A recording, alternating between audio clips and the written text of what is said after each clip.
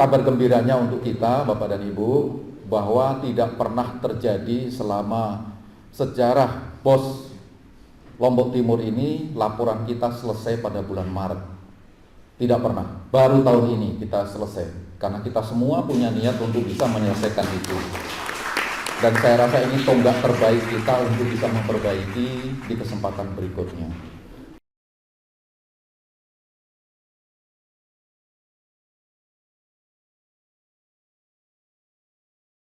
Assalamualaikum warahmatullahi wabarakatuh. Alhamdulillah, syukurillah, wala haula wala quwwata illa billah. Yang saya hormati Pak Ketua MKKS dan seluruh pengurus, Bapak Ibu kepala sekolah, Pak Sekdis, Pak Kabid, teman-teman sekalian yang dirahmati Allah, pertama-tama puji syukur kita hadirkan atas rahmat Allah yang Maha Kuasa. Kita masih dalam keadaan sehat walafiat. Kecuali sampai saat ini bukan belum selesai 14 hari, sudah kita akan tambah 14 hari lagi karena memang situasinya tidak memungkinkan. Mudah-mudahan teman-teman yang lain tidak demikian adanya. Kita semua insya Allah dalam keadaan sehat walafiat.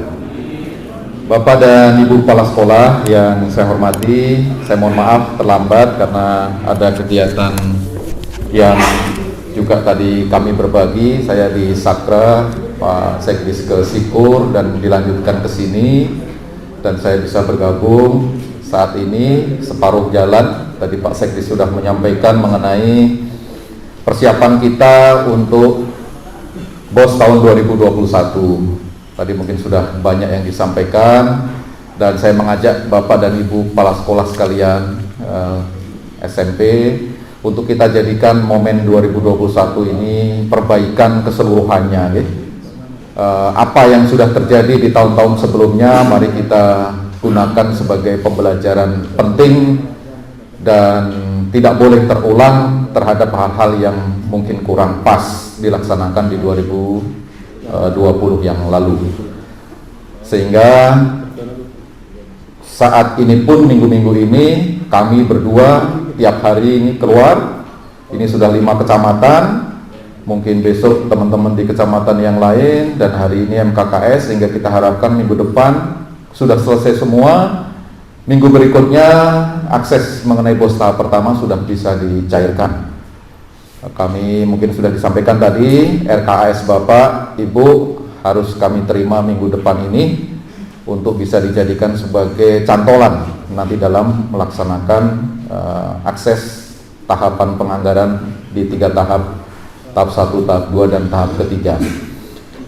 Saya akan masuk di evaluasi kita 2020. Hari Jumat kemarin Kepala Bidang Aset terakhir untuk verifikasi pelaporan atas aset bantuan operasional sekolah. Kemudian kita lihat juga mengenai laporan dalam BKU, buku kas umum. Tidak ketemu Bapak Ibu sekalian. Idealnya adalah ketemu berapa yang dituangkan di dalam buku kas umum, kemudian di situ ada belanja barang jasa, ada belanja modal, maka jumlah akumulasi belanja modal yang dilaporkan dalam buku kas harus sama dengan pencatatan aset. Ini tidak ketemu.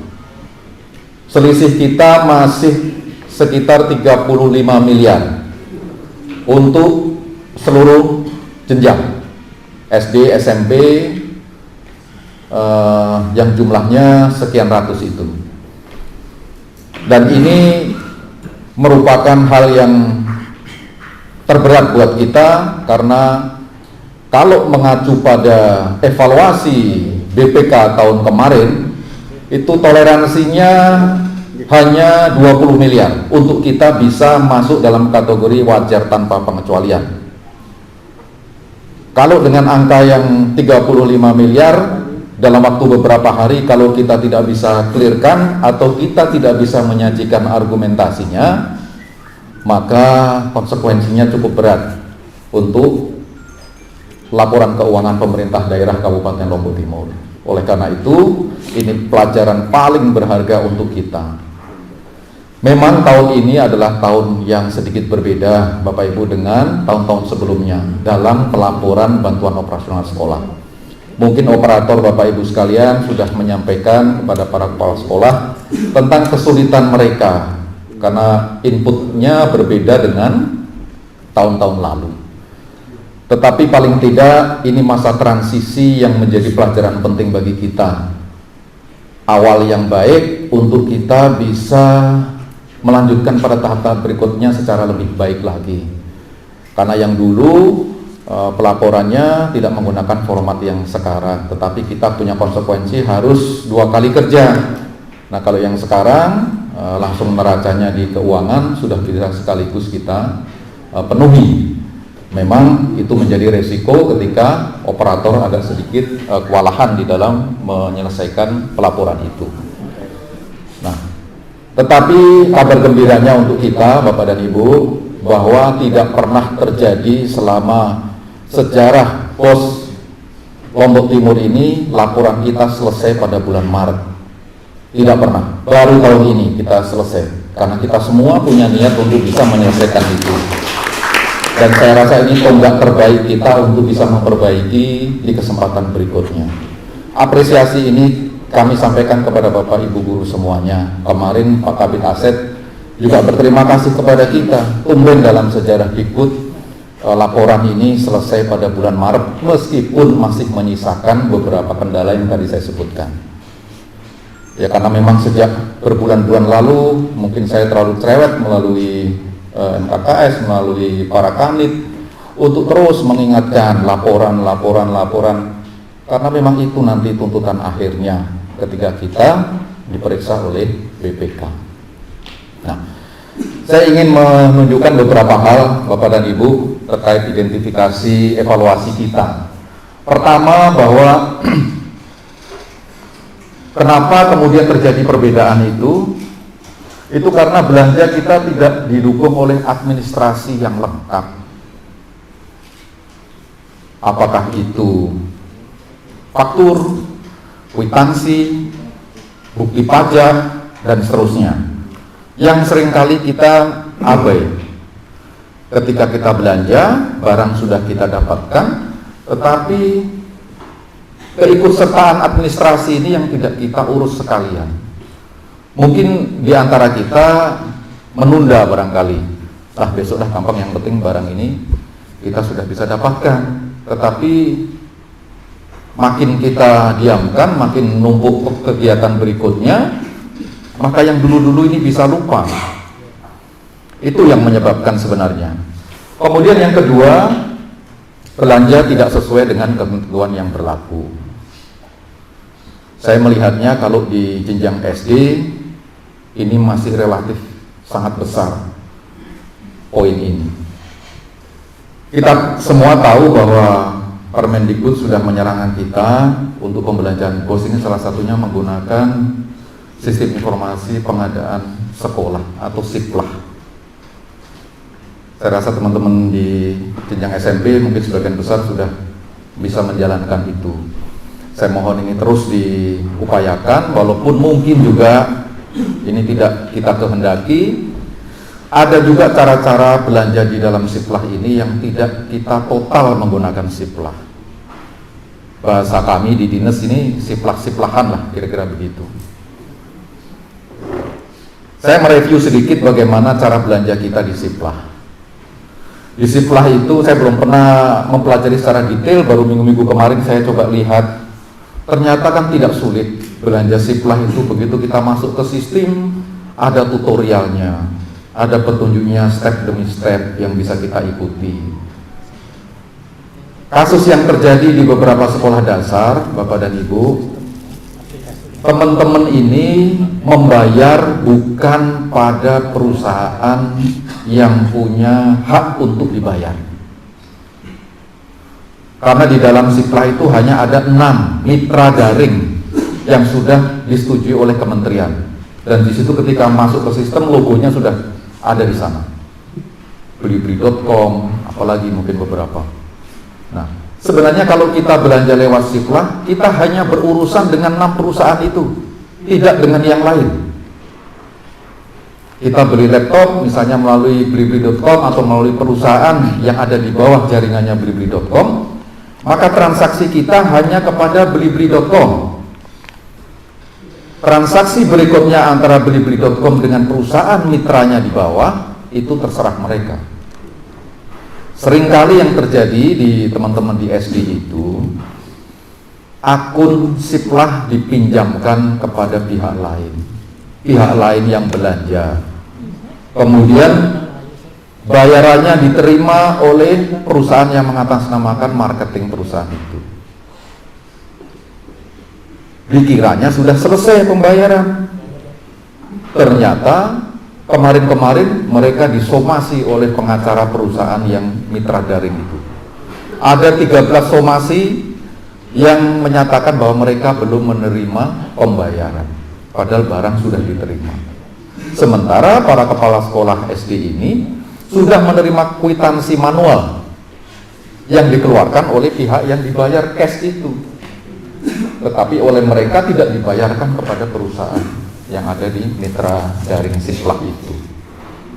Sehingga fakta hukum yang kita hadapi ya sudah pasti salah, walaupun kepala sekolah sudah membayar, tapi bukan kepada pihak yang berhak menerima pembayaran.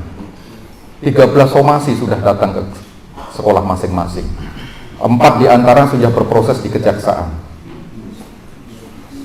Nah, kita tidak ingin ada somasi di teman-teman SMP. Sampai hari ini memang tidak ada, mudah-mudahan tidak terjadi. Nah, ini pelajaran berharga untuk kita. Dan apa ya, saya tidak bisa menyalahkan 100% kepada pihak lain yang mengatakan marketing suatu perusahaan itu, karena ternyata kepala sekolah ini juga tertarik oleh tawaran-tawaran yang diberikan oleh pihak marketing ini.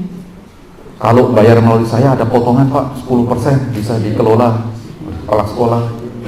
Ayo dah sekarang 10%, terus Bapak disomasi 60 juta, tombok kita.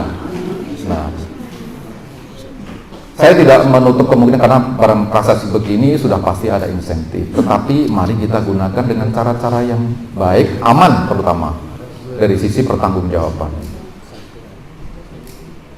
Nah, itu. Nah, kemudian tim bos sekolah menyerahkan uang sebelum barang diterima. Nah, ini sekarang 35 miliar yang tadi saya sebutkan itu Bapak Ibu, saya sudah menyandingkan antara buku kas umum dengan pencatatan aset untuk semua sekolah. Ada yang buku kas umumnya itu lebih tinggi dari nilai asetnya untuk belanja modal khusus gitu. Kalau demikian indikasinya sementara ada transaksi yang barangnya belum datang, karena itu sudah tercatat di buku kas umum, kemudian barangnya tidak tercatat di aset. Artinya uang sudah keluar, barangnya nggak datang. Tapi yang lebih aneh, itu BKU-nya lebih kecil dari pencatatan aset. Misalnya BKU-nya untuk belanja modal 20 juta, tetapi pencatatan asetnya bisa 40 juta. Artinya ada barang yang datang dari langit tidak dibayar dengan uang yang tercatat di BKU. Nah, kalau ini masih mending, mungkin kekeliruan memasukkan kode rekening sehingga asetnya nambah, tapi di BKU-nya sebenarnya dia tidak masuk belanja modal. Tetapi yang paling parah adalah yang tadi, di BKU-nya sudah tercatat sebagai transaksi yang dibayar, tapi asetnya tidak ada. Mungkin barangnya datang, tetapi karena barang ini tidak ada BAST, tidak ada pajak, tidak ada kwitansi, sehingga operator asetnya tidak berani memasukkan itu sebagai prasyarat administrasi pencatatan aset. Mungkin laptopnya sudah ada di sekolah, tetapi penyertanya administrasi tadi tidak ada. Itu sama, tidak bisa kita catatkan dalam aset. Nah, 3 hari ini saya akan mengundang 479 sekolah SD terutama untuk bisa memberikan catatan per sekolah kenapa dia ada selisih. Karena itu satu-satunya jalan yang bisa saya pertanggungjawabkan dengan BPK. Kalau ditanya misalnya, SD 1 Rubuk di BKU-nya nilainya selisih dengan asetnya 10 juta. Saya akan tanya sama operator dan kepala sekolah, yang 10 juta itu kenapa? Apakah barangnya belum datang atau bagaimana?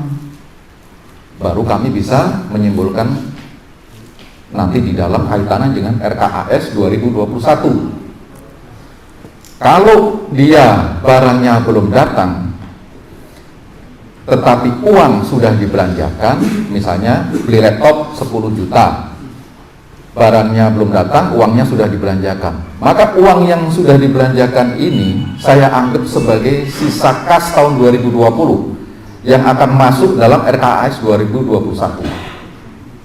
Sehingga kalau SD 1 Rumbuk seharusnya dapat BOS 50 juta, maka menjadi 60 juta RKAS-nya tahun 2021. Karena ada 10 juta transaksi yang tidak berwujud barang, yang harus kami justifikasi itu seolah-olah belum dibelikan. Terserah nanti pertanggungjawabannya dengan yang tempatnya membeli itu diurus kemudian. Tapi yang penting itu masuk menjadi catatan kita. Sebab kalau tidak begitu, rantai seperti ini tidak akan putus, Bapak Ibu sekalian. Perlu saya sampaikan, ada barang buku tahun 2018 sampai hari ini belum datang. 2019 sampai hari ini belum datang.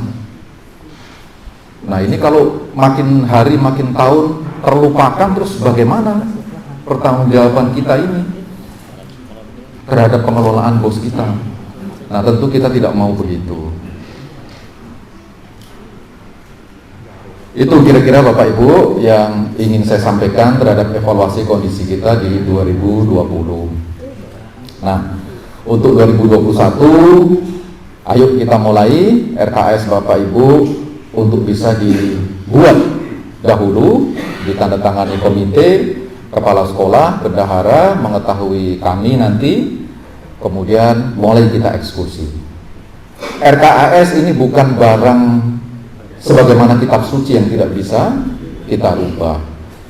Silahkan Bapak Ibu menyusun ini dengan kecermatan tinggi, merencanakan yang akan dilaksanakan dan melaksanakan nanti yang direncanakan. Kecuali ada sesuatu hal yang bisa merubah semuanya seperti kasus 2020. Kita diminta mereview untuk penanganan COVID. Nah, itu dasar kita kuat. Tetapi kalau dirubah hanya karena kepentingan yang mungkin tidak terlalu urgent, silakan dipertimbangkan sematang mungkin pada saat menyusun RKAS. Kalaupun terpaksa harus berubah, beritahu kepada kami. Artinya apa yang kami pegang di dinas RKAS-nya itu sama dengan perubahan terbaru yang Bapak Ibu pedomani.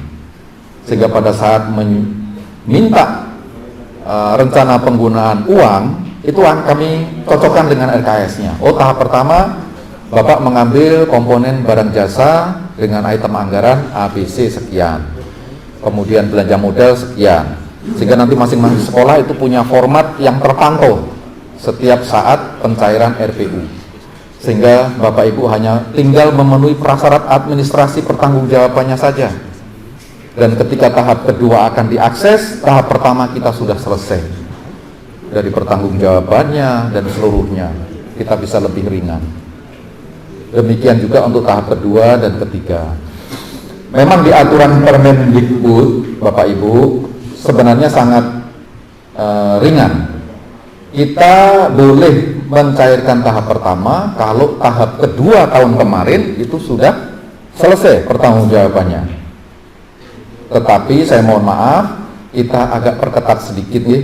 Untuk tahap pertama besok ini, maka tahap ketiga itu sudah harus selesai.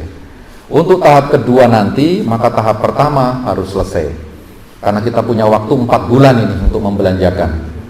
Kalau yang teman-teman sekolah misalnya per 4 bulan itu bisa membelanjakan 70 juta, maka 70 juta itu dalam waktu 4 bulan saya kira sangat bisa untuk kita pertanggungjawabkan.